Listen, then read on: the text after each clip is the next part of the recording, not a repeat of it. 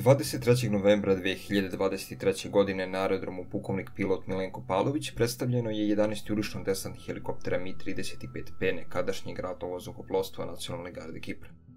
Prvi put smo za ovu nabavku, odnosno pregovore o njoj, imali priliku da pročitamo u kiparskim medijima leta 2021. godine, kada se tada još uvek špekulisalo da je Srbija zainteresovana za kupovinu 11 polovnih krokodila sa Kipra.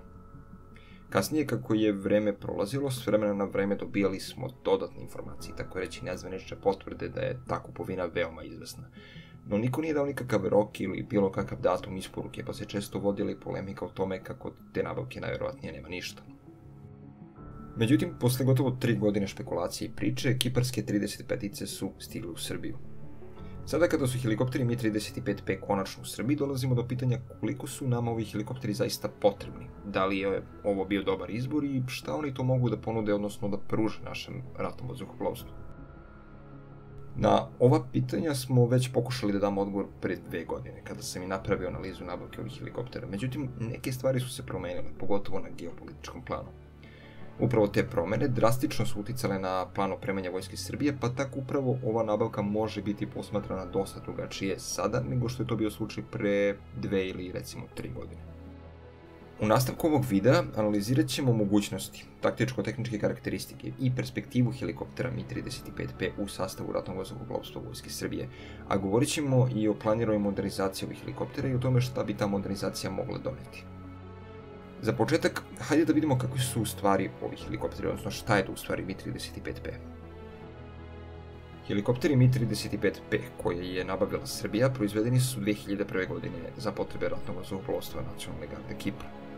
Kipar je od Rusije tada kupio 12 helikoptera, međutim 6. jula 2006. godine jedan kiparski Mi-35P se srušio. Tada su u helikopteru poginuli ruski pilot i instruktor i kiparski pilot koji se tada obučavao. Ovi helikopteri su do sada 2 puta prošli generalni remont, prvi između 2007. i 2008. godine, a drugi 2014. godine. Oba puta remont je obavljen u ruskom 419. remontnom zavodu u Sankt Peterburgu. Kipar je generalno gledano bio zadovoljan ovim helikopterima. Oni su mogli još ostati u sastavu njihovog ratnog vazduhoplovstva, ali je to zbog geopolitičke situacije u svetu na neki način onemogućeno. Kipar je, kao što znate, ove helikoptere kupio od Rusije i ona je kao njihov proizvođač bila zadužena i sposobna za generalni remont istih. Međutim, zbog sankcija koje je Kipar morao da uvede Rusiji, njihova perspektiva i operativnost u ratnom vazduhoplovstvu Nacionalne garde Kipra postala je upitna, da ne kažem gotovo nemoguća. Upravo zbog nemogućnosti remonta, gotovo kompletna eskadrila kiparskih helikoptera Mi-35P bila je prizemljena, a i ono malo helikoptera što je letilo bilo je održavano uz velike muke. Na kraju doneta je odluka da se svi helikopteri povuku i da se kao zamena za iste nabave novi helikopteri, ovog puta zapadnog porekla. Time se zaključuje gotovo 21 godina njihove upotrebe na Kipru. No, gde se jedna priča završava, tu druga priča počinje. Tako uskoro očekujemo da će upravo ovi helikopteri otpočeti novi ciklus svoje upotrebe kao deo našeg ratnog vazduhoplovstva.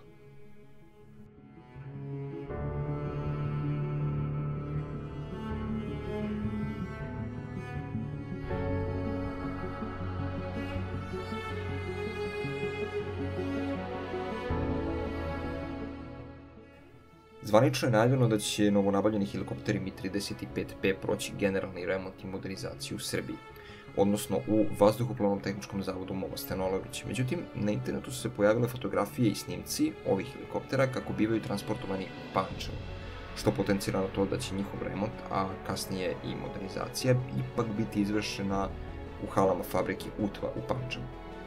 Mi-35P koje je Srbija nabavila od Kipra su jedna veoma specifična verzija helikoptera familije Mi-24. Iako helikopteri nose oznaku Mi-35P, što predstavlja izvoznu verziju helikoptera Mi-24P, oni se u mnogo tome razlikuju od ostalih verzija P porodice. Jedna od najvećih i najuočljivijih razlika ove verzije od ostalih verzija P familije su kraća krila, fiksni stajni trap i mogućnost nošenja identičnog paketa upornih sredstava kao i Mi-35M. Dimenzije helikoptera Mi-35P su gotovo identične dimenzijama helikoptera Mi-35M. Mi-35P dugačak je 21,35 metara, visok 5,47 metara, a širina helikoptera iznosi nešto više od 5 metara. Raspon glavnog rotora ovog helikoptera je 17,3 metara, dok raspon repnog rotora iznosi 3,9 metara.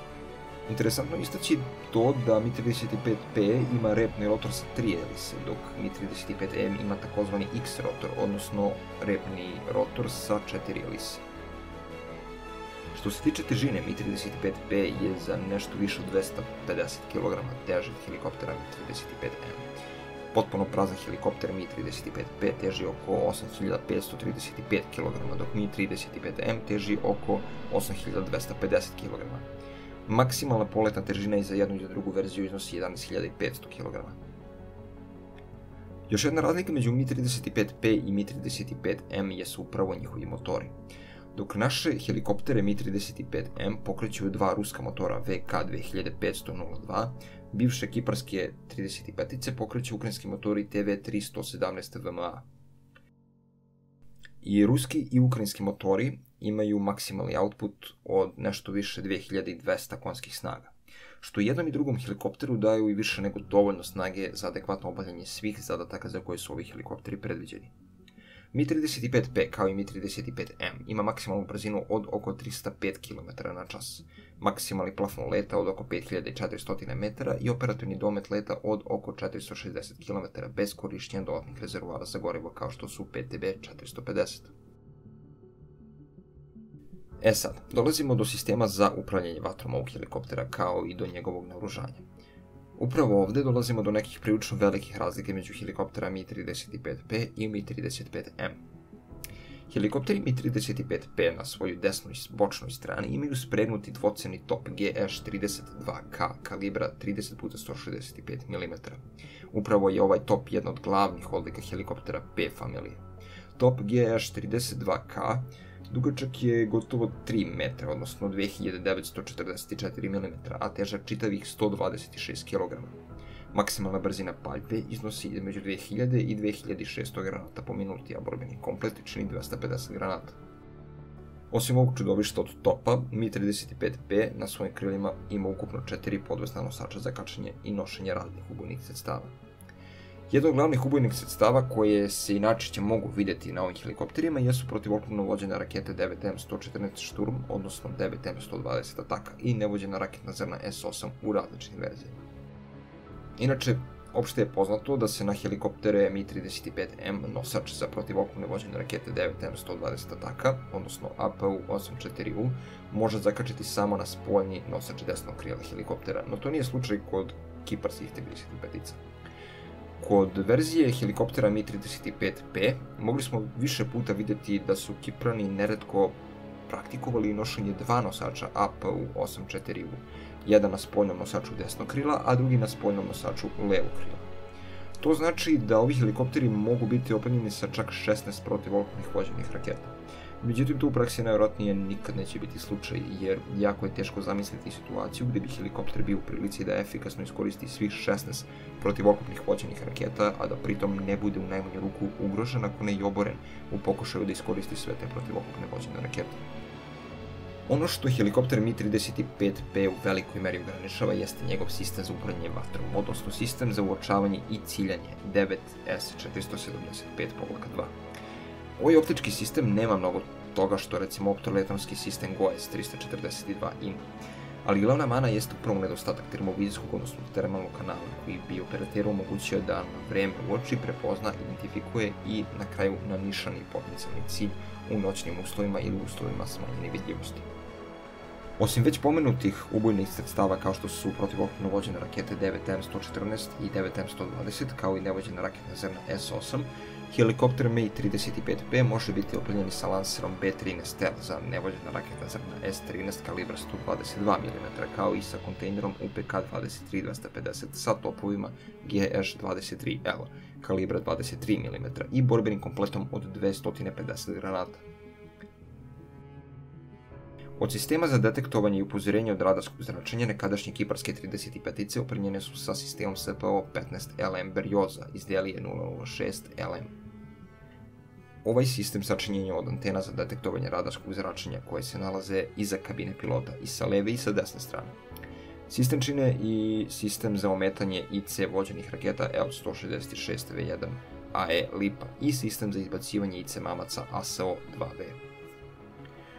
U ovom segmentu Mi-35P ima prednost u odnosu na Mi-35M koji smo prvobitno nabavili iz Rusije. Pre svega jer naši helikopteri Mi-35M nemaju sistem za otkrivanje i ometanje IC vođenih raketa kao što je L-370V35E President S, a nemaju čak ni stariji sistem kao što Mi-35P ima, a to je L-166V1AE Lipa. Nedostatak upravo ovakvog sistema često može drastično negativno uticati na situacijnu svest pilota, kao i na šanse preživljavanja helikoptera i njegove posade, jer sem preventivnog izbacivanja IC mamaca, helikopter nema drugih načina da se odbrani od potencijalno lansiranih IC vođenih raketa. Posle ovog segmenta prešli bismo na instrumente, ali tu i nema puno šta da se kaže jer su gotovo svi instrumenti u helikopteru Mi-35P analogni, dok recimo kod helikoptera Mi-35M to nije slučaj. Mi-35M za razliku od P verzije ima i analogne i digitalne instrumente. Jedna od prednosti digitalnih instrumenta jeste mogućnost njihovog korištenja, odnosno prikaza. Da sada ne zalazimo u sitna crevca oko elektronike helikoptera Mi-35M, reći ću samo da se u kabini pilota Mi-35M kao deo kompleksa navigacije i elektronske indikacije CNEI-24E nalaze dva multifunkcionalna displeja IV86-2.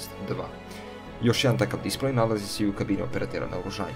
Posjedovanjem upravo takvih instrumenta moguće je istovremeni prikaz parametara leta, navigacije, pa i upotreba sistema GOES-342 za osmatranje, ciljanje i po potrebi dejstvovanje vođenim i nevođenim ubojnim sredstvima po cilju. U suštini, Mi-35P se po mnogim parametrima i karakteristikama prilično poklapa sa Mi-35M. Iako ima solidnih razlika, one se jako lako mogu promeniti modernizacijom ovih helikoptera, ali ono što ova dva helikoptera najviše razdvaja jeste upravo njihovo godište. Mi-35P već ima malo preko 20 godina, dok Mi-35M nema ni punih 5 godina kako je izašao iz fabrike.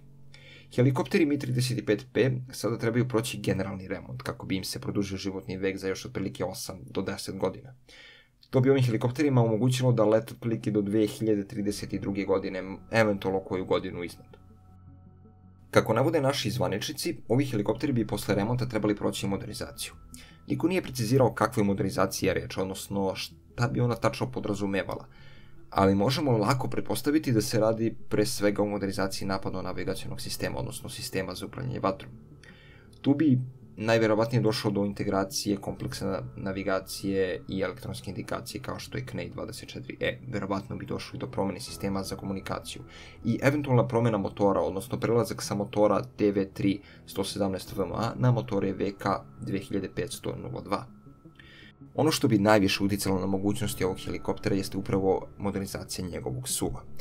To bi pored mnogih drugih komponenta i sistema za upravljanje vatrom podrazumevalo i integraciju optoelektronskog sistema kao što je na primjer GOES-342 ili nekog drugog optoelektronskog sistema, možda čak i boljih karakteristika.